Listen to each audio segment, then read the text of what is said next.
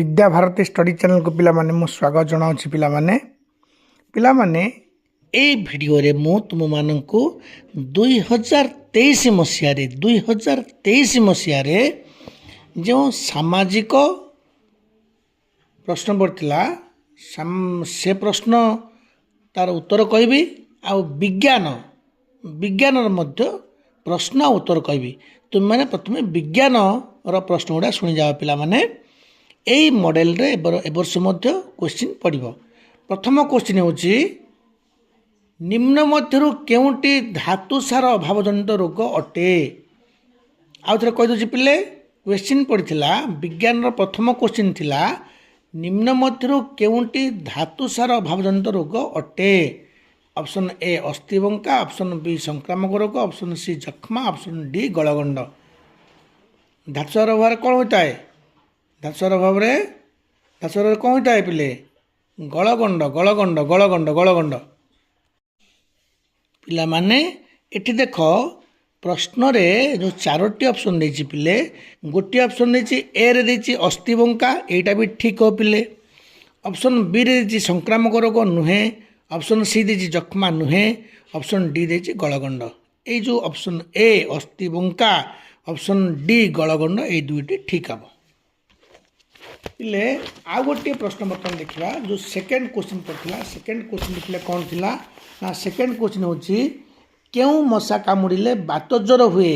पिला माने यार ऑप्शन मु कहबी नाही तमे माने कुह क्यों मशा कामुड़िले बात ज्वर हुए, क्यों मशा कामुड़िले बात ज्वर हुए। आमे जानिचे पिले माई क्यूलेक्स मशा कामुड़िले, क्यूलेक्स मशा कामुड़िले बात ज्वर हुए। एटा परीक्षा रे सेकेंड नंबर क्वेश्चन थिला। तृतीय क्वेश्चन होची निम्न मध्यरु केउटी प्लास्टिक वर्ज्यवस्तु पाई ठीक नुहे। निम्न मध्यरु केउटी प्लास्टिक वर्ज्यवस्तु पाई ठीक नुहे। ऑप्शन ए एहा मिश्रित सार तैयारी व्यवहार, एहा मिश्रित सार तैयारी करिबारे व्यवहार करा जाए, एहा मिश्रित सार तैयारी करिबारे व्यवहार करा जाए। एटा ठीक नुहे, एटा ही हम। ऑप्शन बी देछि एहा बहु समय पर्यंत उज्जीवित रुहे, ठीक एटा ताले कौन से पचारछि निम्न मध्यरु केउटी प्लास्टिक वर्ज्यवस्तु पाई ठीक नुहे। ऑप्शन सी होछि एहा जळले विषाक्त धूआं निर्गत हुए, ऑप्शन डी होछि परत समस्त। तुम ऑप्शन ए रे क्लिक करिवो एहा मिश्रित सार तैयारी करिबार व्यवहार करा जाए, एटा भूल एटा तेणु एटा को तुम क्लिक करिवो। बर्तमान चतुर्थ प्रश्न होछि माछर केउ अंश तार श्वासक्रिया रे साहाय्य करे। एटा गोटे सहजिया प्रश्न ना पिले, एटा सहजिया प्रश्न। माछर केउ अंश तार श्वासक्रिया रे साहाय्य करे। ऑप्शन ए पाटी, ऑप्शन बी लांज, ऑप्शन सी गालिसी, ऑप्शन डी आखि। ऑप्शन सी गालिसी हो ठीक, कारण आम जाचे पिले पिला बेलू पढ़ी आम माछ पानी रे द्रवीभूत होता अम्लजान को गालिसी माध्यम कौन करे, गालिसी माध्यम ग्रहण करे। अम्लजान को से गालिसी माध्यम ग्रहण करे, तामाने माछर गालिसटा आमर फुसफुस भाया काम करे। जल रे आर्सेनिक मुख्य उत्स केउटी। जल रे मत लगुच पिले क्वेश्चन कहीं तुम कोर्स थिला बोली मत लगुनि, तथापि जल प्रदूषण रे काले एटा थाई पारे कौन मत लगुनि, एटा गोटे जीके क्वेश्चन बोली लगुच। तथापि शुण पिले ये क्वेश्चन पड़ता जल रे आर्सेनिक मुख्य उत्स केउटी। ऑप्शन ए बन्या, ऑप्शन बी सार, ऑप्शन सी शिल्पजनित वर्ज्यवस्तु। एठी बन्या हेबो नाही, ऑप्शन बी और सी करेक्ट। ऑप्शन बी और सी करेक्ट हम कौन हम? ऑप्शन बी सार, ऑप्शन सी हूँ शिल्पजनित वर्ज्यवस्तु। या द्वारा कौन हुए ना जल रे आर्सेनिक मुख्य उत्स माने कोटा जल रे आर्सेनिक जो बढ़ुची, आर्सेनिक बढ़िबार कारण होची रासायनिक सार आ शिल्पजनित वर्ज्यवस्तु एगुड़ा पानी रे मिसिबारु ही आर्सेनिक परिमाण बढ़ुची। तेणु आर्सेनिक मुख्य उत्स कौन माने मुख्य उत्स माने कौन माने क्यों क्यों कार्यकलाप द्वारा आमर मनुष्यर क्यों कार्यकलाप द्वारा पानी रे बा जल रे आर्सेनिक परिमाण बढ़ुची बोली कहले। गोटे हूँ रासायनिक सार बहुल व्यवहार, ଆଉ ଗୋଟେ ହେଉଛି ଆମେ ଯେଉଁ କଳକାରଖାନା ଯେଉଁ ବାହାରୁଛି ପାଣି ସେ ଯେଉଁ ବିଷାକ୍ତ ପାଣି ଛାଡ଼ି ଦେଉଛେ ଫଳରେ ଆର୍ସେନିକ୍ର ପରିମାଣ ବଢ଼ୁଛି। ବର୍ତ୍ତମାନ ଦେଖିବା ପିଲେ ଆଉ ଗୋଟେ କୋଶ୍ଚିନ୍ ପଡ଼ିଥିଲା, ବାୟୁ ପ୍ରଦୂଷଣର ସ୍ତର ବଢ଼ିଲେ କ'ଣ ହୁଏ? ବାୟୁ ପ୍ରଦୂଷଣର ସ୍ତର ବଢ଼ିଲେ କ'ଣ ହୁଏ? ବାୟୁ ପ୍ରଦୂଷଣର ସ୍ତର ବଢ଼ିଲେ କ'ଣ ହୁଏ? କ'ଣ ହୁଏ ପିଲେ? ଅପସନ୍ ଏ ଦେଇଛି ମୃତ୍ତିକା କ୍ଷୟ ହୁଏ, ଅପସନ୍ ବି ଦେଇଛି ଭୂମଣ୍ଡଳୀୟ ଉତ୍ତାପ ବୋଲି ଲେଖିଛି, ଅପସନ୍ ସି ହେଇଛି ଶ୍ୱାସ ପ୍ରଶ୍ୱାସ ଜନିତ ସମସ୍ୟା ଲେଖିଛି, ଅପସନ୍ ଡି ଲେଖିଛି ଉପରୋକ୍ତ ସମସ୍ତ। ତୁମେ ଲେଖିବ ଶ୍ୱାସ ପ୍ରଶ୍ୱାସ ଜନିତ ସମସ୍ୟା। ବାୟୁ ପ୍ରଦୂଷଣର ସ୍ତର ବଢ଼ିଲେ କ'ଣ ହୁଏ? ଶ୍ୱାସ ପ୍ରଶ୍ୱାସ ଜନିତ ସମସ୍ୟା ସୃଷ୍ଟି ହୋଇଥାଏ। ବର୍ତ୍ତମାନ ରହିଲା ପିଲାମାନେ ଆଉ ଅଳ୍ପ କୋଶ୍ଚିନ୍ ହେଲା, 3-4ଟି କୋଶ୍ଚିନ୍ ହେଲା। କାର୍ଯ୍ୟ କରିବାର କ୍ଷମତାକୁ କ'ଣ କୁହାଯାଏ? କାର୍ଯ୍ୟ କରିବାର କ୍ଷମତାକୁ କ'ଣ କୁହାଯାଏ? ଶକ୍ତି କୁହାଯାଏ। ଆର ଅପସନ୍ ଆଉ ପଢ଼ିଲି ନାହିଁ। ବର୍ତ୍ତମାନ ଗୋଟେ କୋଶ୍ଚିନ୍ ହେଲା, ବସ୍ତୁର ଗତି ଓ ଅବସ୍ଥିତି ଅନୁଯାୟୀ ଯେଉଁ ଶକ୍ତି ନିହିତ ଥାଏ ତାହା କେଉଁ ପ୍ରକାର ଶକ୍ତି ଅଟେ? ତାହା ସେ ଦେଇଛି ଅପସନ୍ ଦେଇଛି ଯାନ୍ତ୍ରିକ ଶକ୍ତି, ଆଲୋକ ଶକ୍ତି, ତାପ ଶକ୍ତି, କୌଣସି ନୁହେଁ। ତୁମେ କୌଣସି ନୁହେଁରେ କ୍ଲିକ୍ କରିବ। ପିଲେ ଆଉ ଗୋଟେ ସହଜିଆ କୋଶ୍ଚିନ୍ ଆସୁଛି ଯେ ସେଟା ପଡ଼ିଥିଲା ପରୀକ୍ଷାରେ, କିଏ ପ୍ରଥମେ ରେଫ୍ରିଜରେଟର ଯନ୍ତ୍ର ତିଆରି କରିଥିଲେ? କୋଶ୍ଚିନ୍ଟି ଆଉ ଥରେ ପିଲେ ପଡ଼ୁଛି, କିଏ ପ୍ରଥମେ ରେଫ୍ରିଜରେଟର ଯନ୍ତ୍ର ତିଆରି କରିଥିଲେ? କିଏ ପ୍ରଥମେ ରେଫ୍ରିଜରେଟର ଯନ୍ତ୍ର ତିଆରି କରିଥିଲେ? ଆନ୍ସରଟି ମୁଁ କହିଦେଉଛି ଏଠି, ଆଉ ଅପସନ୍ ପଡ଼ୁନାହିଁ। ଆନ୍ସର ହେଉଛି ଜାକୋବ ପାର୍କିନସ୍। ହେଇଗଲା ପିଲେ।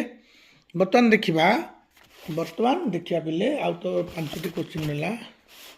ବାୟୁମଣ୍ଡଳରେ ଥିବା ଡ୍ୟାସ୍ କ୍ଷତିକାରକ ମାନେ ବାୟୁମଣ୍ଡଳରେ ଥିବା ଡ୍ୟାସ୍ ଯେଉଁ କ୍ଷତିକାରକ ଅତିବାଇଗଣୀ ରଶ୍ମିକୁ ପୃଥିବୀ ପୃଷ୍ଠରେ ପ୍ରବେଶ କରିବାକୁ ସୁରକ୍ଷା ଦେଇଥାଏ। ସେଟା ହେଉଛି ଓଜୋନ ସ୍ତର। ଆମେ ଏଠି ଗୋଟେ କୋଶ୍ଚିନ୍ ପୁଣି ମନେ ରଖିବା ପିଲେ ଯେ ଶୀତଳୀକରଣ ଯନ୍ତ୍ରମାନଙ୍କରୁ ଯେଉଁ କ୍ଲୋରୋଫ୍ଲୋରୋ କାର୍ବନ ବା CFC ବାହାରୁନି କି, ସେଇ CFC ବା କ୍ଲୋରୋଫ୍ଲୋରୋ କାର୍ବନ ଏଇ ଓଜୋନ ସ୍ତରକୁ ନଷ୍ଟ କରିଦିଏ। ହେଲା।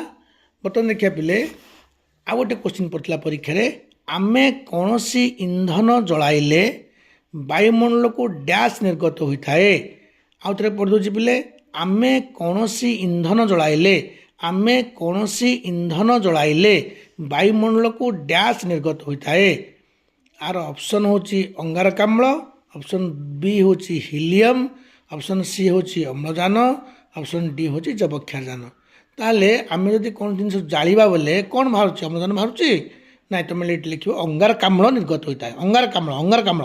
ଅପସନ୍ ଦେଇଛି ଅମ୍ଳଜାନ ଦେଇଛି, ହିଲିୟମ୍ ଦେଇଛି, ଯବକ୍ଷାରଜାନ ଦେଇଛି, ନା ଅଙ୍ଗାରକାମ୍ଳରେ ତୁମେ କ୍ଲିକ୍ କରିବ। ଅଙ୍ଗାରକାମ୍ଳ ନିର୍ଗତ ହୋଇଥାଏ। ହେଲା ପିଲେ।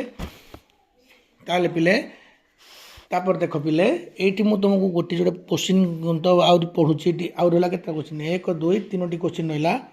3ଟି କୋଶ୍ଚିନ୍ରୁ ଗୋଟେ କୋଶ୍ଚିନ୍ ହେଉଛି, ନିମ୍ନସ୍ଥ ମଧ୍ୟରୁ କେଉଁଟି ଜଳର ଅତିଶୟ ଅଭାବର ଏକ କାରଣ ଅଟେ?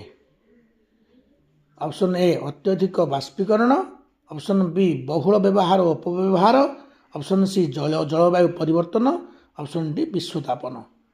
ତୁମେ କ୍ଲିକ୍ କରିବ ବହୁଳ ବ୍ୟବହାର ଓ ଅପବ୍ୟବହାର। ପ୍ରତିବର୍ଷ ଆଉ ଗୋଟେ କୋଶ୍ଚିନ୍ ପଡ଼ିଛି ପିଲେ, ପ୍ରତିବର୍ଷ କେଉଁ ଦିନ ବିଶ୍ୱ ପରିବେଶ ଦିବସ ପାଳନ କରାଯାଏ? ପ୍ରତିବର୍ଷ କେଉଁ ଦିନ ବିଶ୍ୱ ପରିବେଶ ଦିବସ ପାଳନ କରାଯାଏ?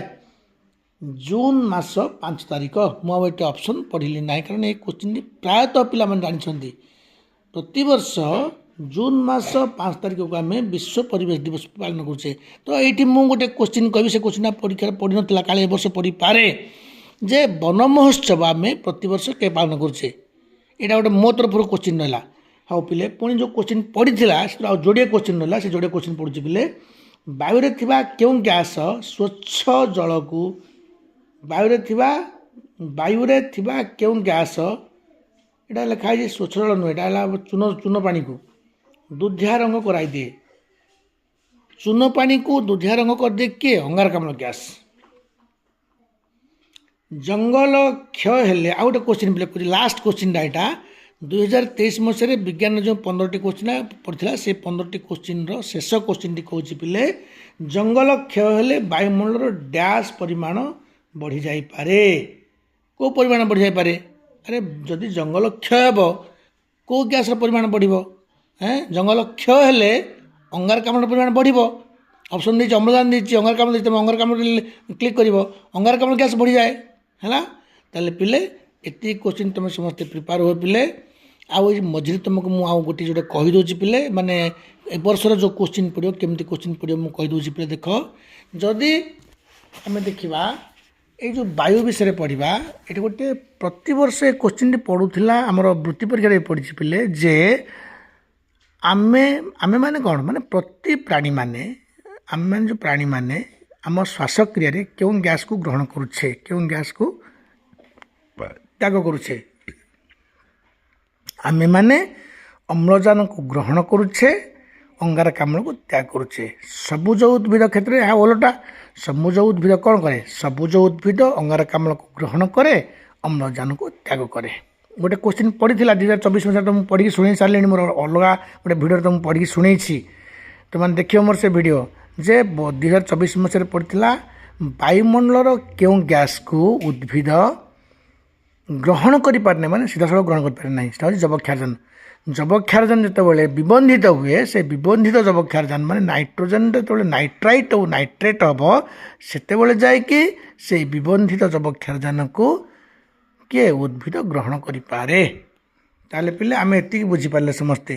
ଆଉ ଜଳ ପ୍ରଦୂଷଣ ଗୋଟେ ପଡ଼ିବ ମୋର କେନ୍ଦ୍ରୀୟ ଗଙ୍ଗା କର୍ତ୍ତୃପକ୍ଷ କେନ୍ଦ୍ରୀୟ ଗଙ୍ଗା କର୍ତ୍ତୃପକ୍ଷ କେଉଁ ମସିହାରେ ଗଠିତ ହୋଇଛି 1985 ମସିହାରେ। ଗଙ୍ଗା ନଦୀର ଜଳକୁ ପ୍ରଦୂଷଣରୁ ରକ୍ଷା କରିବା ପାଇଁ ସରକାର ଗୋଟେ ଅଫିସ୍ କଲେ ଗୋଟେ ଡିପାର୍ଟମେଣ୍ଟ କଲେ ତା ନାଁ ରଖିଲେ କ'ଣ ନା କେନ୍ଦ୍ରୀୟ ଗଙ୍ଗା କର୍ତ୍ତୃପକ୍ଷ। ପିଲାମାନେ ଆମେ ଦେଖିବା ଆଉ କେଉଁ ଭଳିଆ କୋଶ୍ଚିନ୍ ପଡ଼ିପାରିବ ସେ ବାୟୁମଣ୍ଡଳରେ କେଉଁ ଗ୍ୟାସ୍ର ପରିମାଣ ଅଧିକ ଯବକ୍ଷାରଜାନ କ୍ଲିକ୍ କରିବ ବାୟୁମଣ୍ଡଳ ଅମ୍ଳଜାନ ପରିମାଣ କେତେ 21%।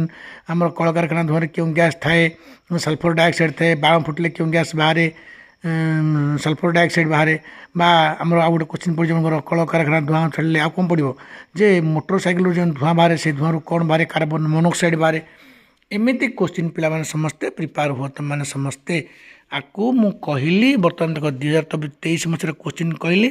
ମୋର ଆଉ ଗୋଟେ ଭିଡ଼ିଓ ଦେଖ ପିଲାମାନେ 2023 ମସିହାରେ ସାମାଜିକରେ କେଉଁ ଭଳିଆ କୋଶ୍ଚିନ୍ ପଡ଼ିଥିଲା ରହିଲେ ପିଲେ।